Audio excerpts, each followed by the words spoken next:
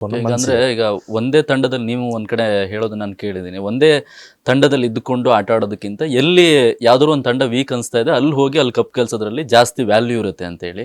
ಇವಾಗ 3 ಕಡೆ ನೀವು ಹೋಗಿ ಬಂದಿದ್ದೀರಾ, ಇವಾಗ ಬೆಂಗಳೂರು ಬುಲ್ಸಿಗೆ ಬಂದಿದ್ದೀರಾ, ಇಲ್ಲೇ ಅಂದ್ರೆ ಕಂಟಿನ್ಯೂ ಮಾಡುವಂತಹ ಇದೇ ರೀತಿ ಯೋಚನೆ ಇದೆಯಾ ಹೇಗೆ?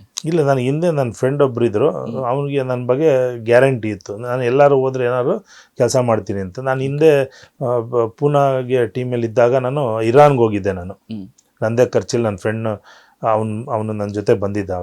ಅವರು ನಾವಿಬ್ಬರು ಹೋಗಿ ಸಾದುಲುನ ನಾನು ಕರ್ಕೊಂಡು ಬಂದೆ ಪೂನಾನಲ್ಲಿ. ಅಂದರೆ ಇರಾನ್ಗೆ ಹೋಗಿ ಅವನ ಹತ್ರ ಮಾತಾಡಿ ಅವನ ಮೆಂಟಾಲಿಟಿ ಹೇಗಿದೆ ಇದನ್ನೆಲ್ಲ ನೋಡ್ಕೊಂಡು ನಾನು ಕರ್ಕೊಂಡು ಬಂದು ಸಾದುಲುನ ಪುನೇರಿ ಪಲ್ಟನ್ಗೆ ಜಾಯಿನ್ ಮಾಡಿಸಿದ್ದೆ.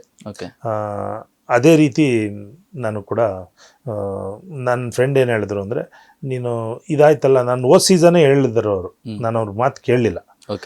ನಿಂದಾಯ್ತಲ್ಲ ಇಲ್ಲಿ, ನೀನು ಈ ಮೆಡಲ್ ಆಗಿತ್ತಲ್ಲ ಒಂದ್ಸಲಿ ಸೆಕೆಂಡ್ ಪ್ಲೇಸು ಫಸ್ಟ್ ಪ್ಲೇಸು, ನೀನು ಬೇರೆ ಟೀಮ್ಗೆ ಹೋಗು, ಇಲ್ಲಾಂದ್ರೆ ಒಂದು ಸೀಸನ್ ರೆಸ್ಟ್ ಕೊಟ್ಬಿಟ್ಟು ಮತ್ತೆ ಬೇರೆ ಯಾವ್ದಾದ್ರು ಸೀಸನ್ಗೂ ಮತ್ತೆ ನೀನು ಚಾಂಪಿಯನ್ ಮಾಡ್ತೀಯ, ನನಗೆ ಗೊತ್ತು, ನೀನು ಬೇರೆ ಟೀಮ್ಗೆ ಹೋಗು ಅನ್ನೋದು ಅವರು ಹೇಳ್ತಾಯಿದ್ರು. ಬಟ್ ನಾನು ಲಾಸ್ಟ್ ಸೀಸನಲ್ಲಿ ಹೋಗಿ ಜಾಯಿನ್ ಮಾಡಿದೆ. ಬಟ್ ಎಲ್ಲ ಕಡೆನೂ ಸುತ್ಕೊಂಡಿರೋದು ಅಂದರೆ ಒಂದು ಎಲ್ಲಿ ಸಮಾಧಾನ ಇರುತ್ತಲ್ಲ, ಖುಷಿ ಇರುತ್ತೆ, ಸಂತೋಷ ಇರುತ್ತೆ, ನಮಗೆ ಫ್ರೀಡಮ್ ಇರುತ್ತೆ, ಅಂಥ ಕಡೆ ಎಲ್ಲಾದರೂ ಒಂದು ಕಡೆ ಸೇರಿಕೊಂಡು ಉಳ್ಕೊಬಿಡುವ ಅಂತ ಅನಿಸ್ಬಿಡ್ತು ಈಗೀಗ ಸೀಸನ್ 11 ಆದ ನಂತರ. ನಾನು ಮತ್ತೆ ಈಗ ಇಲ್ಲೇ ಬೆಂಗಳೂರು ಬುಲ್ಸ್ನಲ್ಲೇ ನಾನು ಈಗ ಹೇಳಿದ್ನಲ್ಲ, ನನ್ನನ್ನೇ ಅವ್ರು ಇಟ್ಕೊಂಡು ಒಂದು ಎಕ್ಸ್ಪರ್ಟ್ ಆಗಿ ಕೋಚ್ ಆಗಿ ಮಾಡಿದ್ರು ಸರಿ, ಇಲ್ಲ ಜೊತೆನಲ್ಲಿ ಎಕ್ಸ್ಪರ್ಟ್ ಆಗಿ ಹೆಂಗಾದರೂ ನಾನು ಬೆಂಗಳೂರು ಬುಲ್ಸ್ ಅವರು ಜೊತೆ ಇದ್ಕೊಂಡು ಇಡೀ ಬೆಂಗಳೂರು ಬುಲ್ಸ್ ಫಾಲೋವರ್ಸು ಮತ್ತು ಎಲ್ಲ ಕರ್ನಾಟಕದ ಕನ್ನಡಿಗರು ಖುಷಿ ಆಗೋ ರೀತಿಯಲ್ಲಿ ಒಂದು ತಂಡಕ್ಕೆ ನನ್ನ ಸಲಹೆಗಳು ಮಾಡ್ಕೊಂಡಿರುವ ಅಂತ ಅಂದ್ಕೊಂಡಿದ್ದೀನಿ.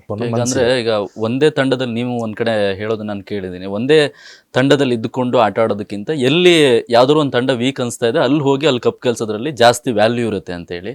ಇವಾಗ 3 ಕಡೆ ನೀವು ಹೋಗಿ ಬಂದಿದ್ದೀರಾ, ಇವಾಗ ಬೆಂಗಳೂರು ಬುಲ್ಸಿಗೆ ಬಂದಿದ್ದೀರಾ, ಇಲ್ಲೇ ಅಂದ್ರೆ ಕಂಟಿನ್ಯೂ ಮಾಡುವಂತಹ ಇದೇ ರೀತಿ ಯೋಚನೆ ಇದೆಯಾ ಹೇಗೆ? ಇಲ್ಲ, ನಾನು ಹಿಂದೆ ನನ್ನ ಫ್ರೆಂಡ್ ಒಬ್ರು ಇದ್ರು, ಅವನಿಗೆ ನನ್ನ ಬಗ್ಗೆ ಗ್ಯಾರಂಟಿ ಇತ್ತು, ನಾನು ಎಲ್ಲರೂ ಹೋದ್ರೆ ಏನಾದ್ರು ಕೆಲಸ ಮಾಡ್ತೀನಿ ಅಂತ. ನಾನು ಹಿಂದೆ ಪೂನಾಗೆ ಟೀಮಲ್ಲಿ ಇದ್ದಾಗ ನಾನು ಇರಾನ್ಗೆ ಹೋಗಿದ್ದೆ. ನಾನು ನಂದೇ ಖರ್ಚಲ್ಲಿ ನನ್ನ ಫ್ರೆಂಡ್ ಅವನು ನನ್ನ ಜೊತೆ ಬಂದಿದ್ದ. ಅವರು ನಾವಿಬ್ಬರು ಹೋಗಿ ಸಾದುಲುನ ನಾನು ಕರ್ಕೊಂಡು ಬಂದೆ ಪೂನಾನಲ್ಲಿ.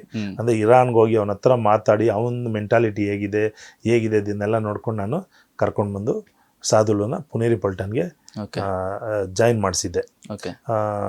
ಅದೇ ರೀತಿ ನಾನು ಕೂಡ ನನ್ನ ಫ್ರೆಂಡ್ ಏನು ಹೇಳಿದ್ರು ಅಂದರೆ, ನೀನು ಇದಾಯ್ತಲ್ಲ, ನಾನು ಹೋದ ಸೀಸನ್ನೇ ಹೇಳಿದ್ರು ಅವರು, ನಾನು ಅವ್ರ ಮಾತು ಕೇಳಲಿಲ್ಲ.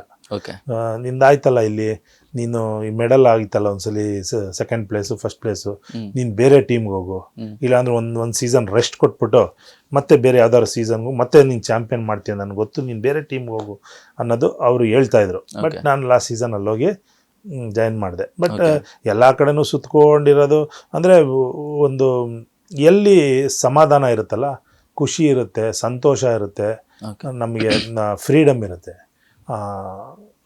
ಅಂಥ ಕಡೆ ಎಲ್ಲಾದರೂ ಒಂದು ಕಡೆ ಸೇರಿಕೊಂಡು ಉಳ್ಕೊಬಿಡುವ ಅಂತ ಅನಿಸ್ಬಿಡ್ತು ಈಗೀಗ ಸೀಸನ್ 11 ಆದ ನಂತರ.